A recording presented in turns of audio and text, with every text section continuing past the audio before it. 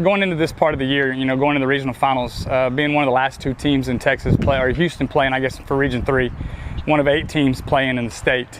It's a really good feeling, and it goes a lot it says a lot about our kids, it says a lot about our players, but without the kids and without the players, it starts with Humble ISD. Last year with Harvey, we had the most adversity that anybody could possibly have.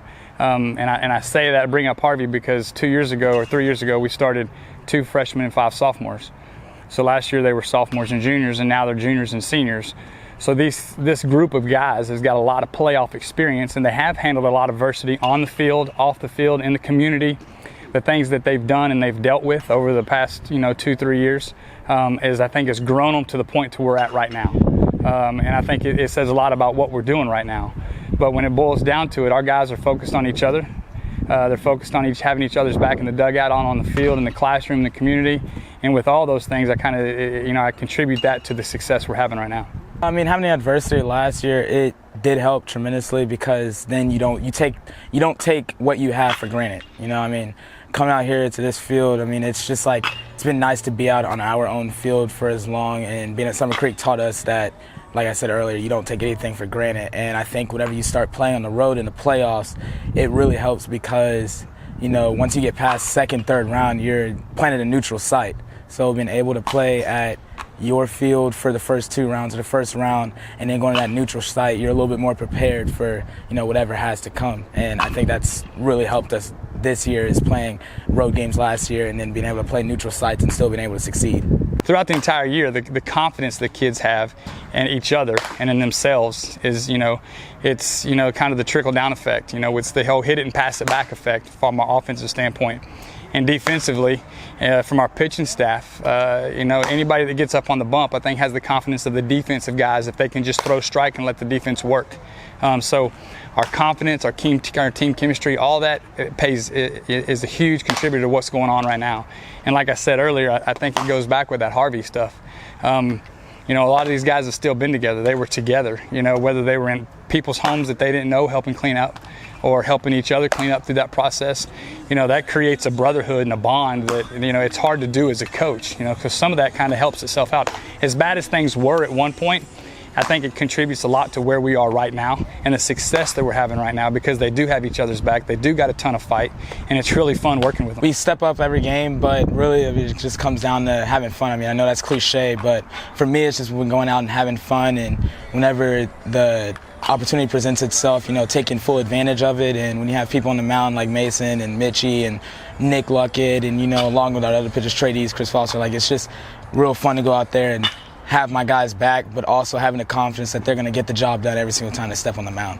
Part of our plan this year, more than it has been any other years, to get done with games in the 5th inning, like run rule teams, instead of just staying there with them or putting up 7 runs on the board.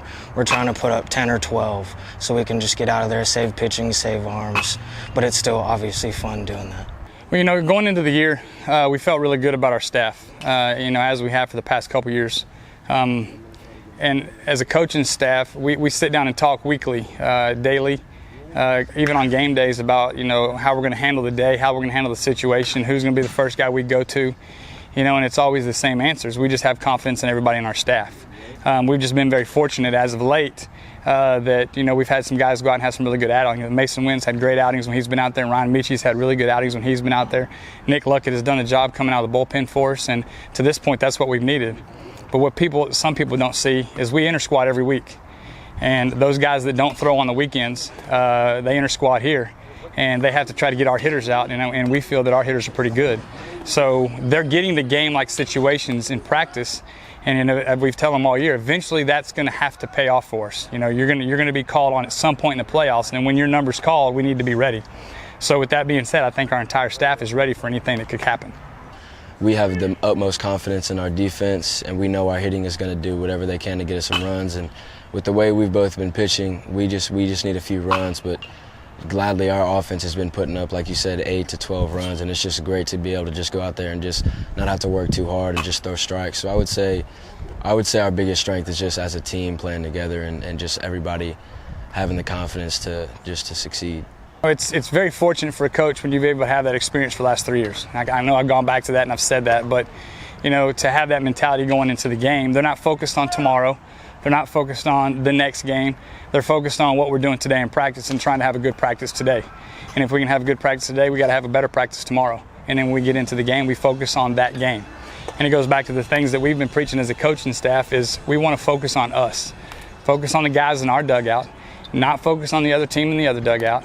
Let the coaches do the scouting reports, let us put together the game plan, and they just execute it and go out and play. And they've been doing a really good job of that. So when we go out there, it's focus on us. Control the things that we can control, because we can't control what people's going to do in the other dugout. We can't control all those things. But when the game happens, everything that we've practiced, everything that we've repped, every situation that we've talked about or possibly talked about, they need to be able to execute it. And to this point, I think when we go into every game, we're as well prepared as we possibly can be.